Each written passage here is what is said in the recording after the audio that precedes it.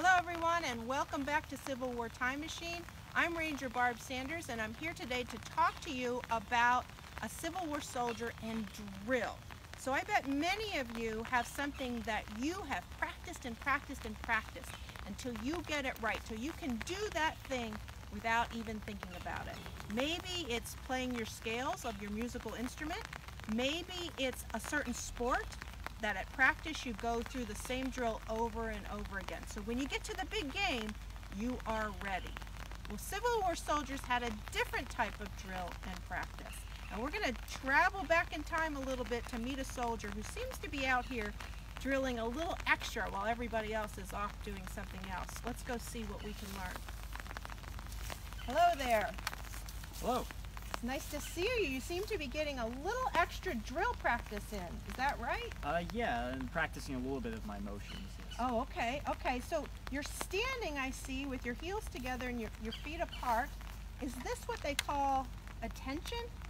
Yeah, for the most part, this is how our officers would address us, or if we were listening for orders or anything like that while in a command position. Okay, so let's see. If you're practicing out here with everyone else, they would be standing just this close to you, is that right? Yeah, that's right. When we have the full company out here, you just missed a few minutes ago, we were out in the parade ground doing a little bit of company drill. But if we had the full company out here, we would be standing shoulder to shoulder, just next to each other. So you have to learn how to load and fire that with somebody standing just this close to you. Yes. Could you show us the steps? I believe there are 9 different steps that you go through to load and fire.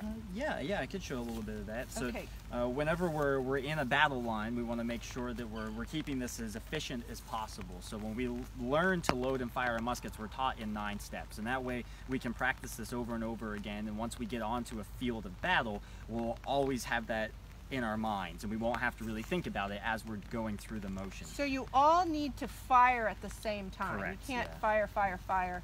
You all need to fire at the same time, so then while you're reloading, the line behind you or in front of you can fire. So you're always got bullets in the air against the enemy. Okay. Yeah, but all of us are going to be taught the same style of loading, and that way we can do it as quickly as possible. Each soldier is expected, if we're well trained and well practiced, we should be able to fire about 3 shots in a minute.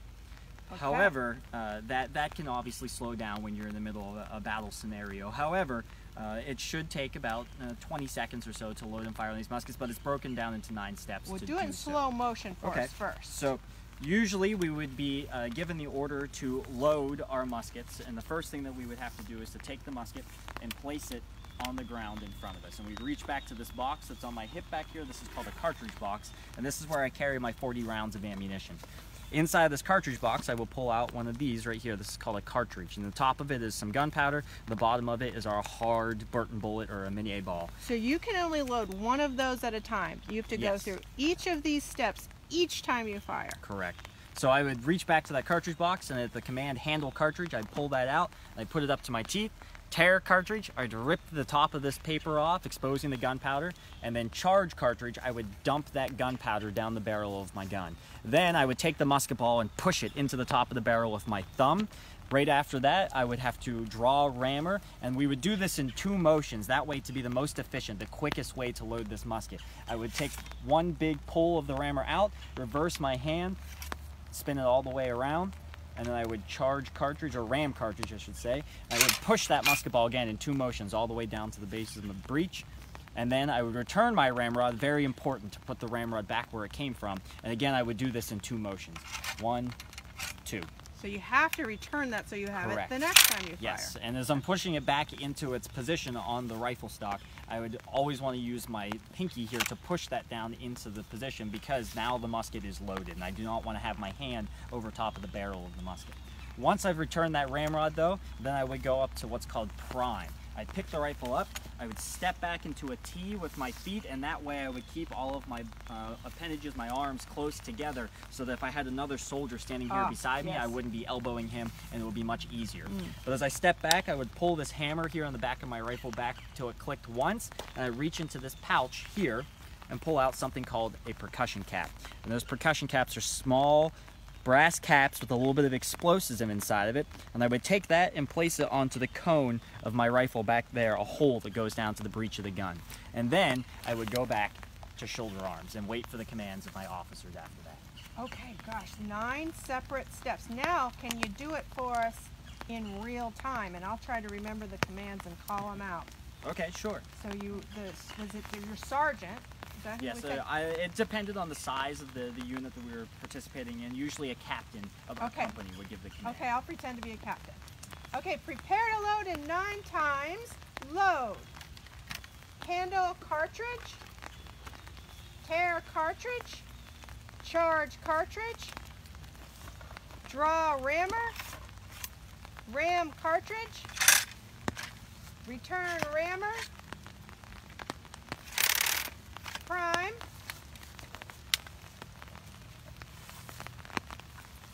Shoulder arms. Ready. Aim. And fire. You're pretty fast. But I see why you want to do this extra drill. So you want to be able to do that as fast as everybody else in your line. But you also have to learn to move together as a group. So can you teach me what you do with your feet when you need to make turns? What is that called? Facings, I think. Yes, it's called facing. So like we said, when we're standing in our battle lines, we have shoulders stretching, or soldiers stretching off to our left and to our right. And like we said, we're usually right next to each other. And that way, when we're moving across the field, we have the most soldiers and the ability to fire as possible at the same time. But to do so, we have to learn all these different ways to maneuver those lines, so that we're always facing the same direction together so we can fire together. Okay. And we would do something sometimes called facings, and that we would use to do things like forming our company or to just maneuver in different directions. Okay. So we could do something like a left face, and to do so, we would always be spinning on our heels. Here is you see that our feet are stuck into a V there, and that helps from fatigue as we're standing in rank. But we'd be spinning on our heels, so if we were given the command, left face, I would turn to my left. To your left. Yeah. Okay. And then from here, we can't really give the command left face or right face again. We would have to go back to something called a front. So we would be given the command front, and we'd make another quarter turn back to where we came from. Again, this is the front of our regiment if we were facing off in the direction in front of us. But then we could also do right face. And again, we're spinning on the heel, so right face. Okay. And then what's an about face? So we'll go back to front. Okay. So an about face is if we need to maneuver our portion of soldiers in the opposite direction that we're facing right now. Okay. So we would do something called an about face. Again, spinning on the heels, but this would have us turn all the way around. All right. So about face, we would turn all the way. Then another about face, or would you say front? We would say front again. Okay. Yeah. Front.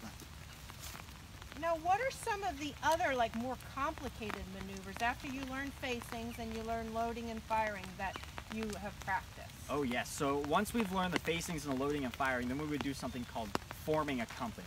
So it would start out stretching in a line, smallest soldiers on the left, tallest soldiers on the right. Oh, wow. One single file line. And then we would be given the order to form company left face. And as we did so, everybody would turn to the left, and then the taller soldiers would then step up onto the left-hand side of the soldier in front of them. And that way, when we would be given the command front again, we would be in 2 ranks. So you'd have a front rank and a rear rank, a soldier standing directly behind you. And how many hours a day when you first joined to become a soldier?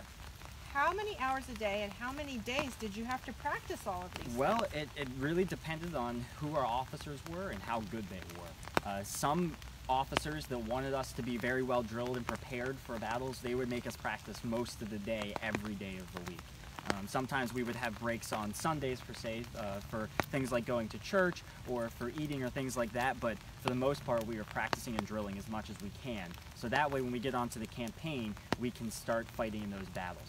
But even then, while we're marching, while we're camped in different places, we will often be practicing these drills because you never want to forget how these maneuvers work, especially if you're in the middle of a battle and something major has to happen, because it's all up to us to conform to what's going on in the battlefield around us. Right, and it'll give you confidence, I imagine, too, as you head in.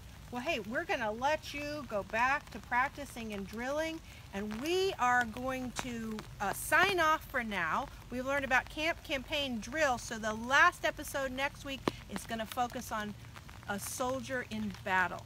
and we're going to learn specifically about not an infantry soldier, but we're going to learn about the experience here at the Battle of Gettysburg of a group of artillerymen. So we thank you so much for joining us on Civil War Time Machine, and we'll see you next week.